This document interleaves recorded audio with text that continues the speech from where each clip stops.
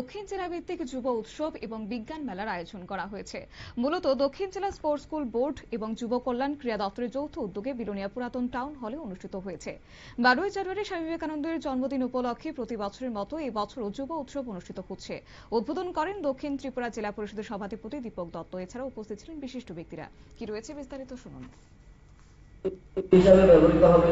স্বাস্থ্যক্ষেত্রে আমি দেখেছি সাবরুমের একটা স্কুলের স্বাস্থ্যের জন্য যে আমরা যে স্যালাইন ব্যবহার করি, স্যালাইন শেষ হয়, মাঝে মাঝে আমরা দেখি রোগীরা স্যালাইন শেষ হওয়ার পর কেউ যদি না থাকে তাহলে ওইখানে ওনার শরীর থেকে রক্ত বের হয়। এটাকে বৈজ্ঞানিকভাবে কিভাবে যে স্যালাইনটা শেষ হবে সাথে সাথে একটা আওয়াজ হবে, এটা তোমরা বের করেছো। পাশাপাশি কৃষিক্ষেত্রের ক্ষেত্রেও দেখেছি আমরা, কৃষিক্ষেত্রে আমাদের যারা মায়েরা বাবারা ছিল পূর্বে, যদি আমাদের রাজ্যে যে জমি জায়গাগুলি ছিল, জায়গা কিন্তু আমাদের বাড়ছে না। দিন দিন আমাদের লোক সংখ্যা আমরা বাড়ছি। একটা পরিবার আগে 4 জন লোক থাকলে 10 বছর 15 বছর আগে, এখন ওই পরিবারে 15 থেকে 20 জন লোক হয়েছে, কিন্তু আমাদের জায়গার পরিমাণ কিন্তু বাড়ছে না।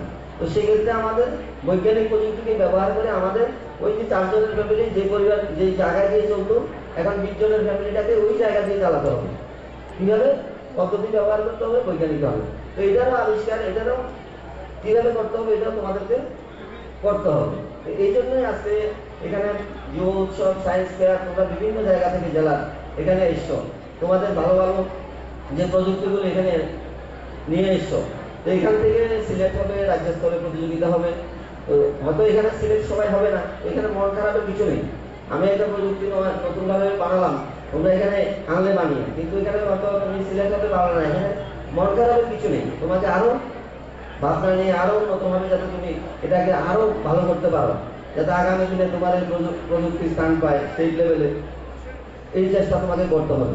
আমি আলোচনা দীর্ঘায়িত। আপনারা শুনলেন দক্ষিণ জেলা পরিষদের সভাধিপতি দীপক দত্তের বক্তব্য এবং যুব সমাজকে উদ্বুদ্ধ করার জন্য তিনি এদিন বার্তা রাখেন। পাশাপাশি এদিন এছাড়াও উপস্থিত ছিলেন বিধায়ক প্রমোদ রিয়াং, বিলোনিয়া পৌর পরিষদের চেয়ারপারসন নিখিল চন্দ্র গোপ সহ অন্যান্যরা। এদিনের এই প্রতিযোগিতায় অংশগ্রহণ করেছে 11টি বিদ্যালয় থেকে 22টি বিজ্ঞান মডেল এই মেলায় অংশগ্রহণ করে। নিয়ে নিচ্ছি ছোট্ট একটি বিজ্ঞাপন বিরতির সঙ্গে থাকুন।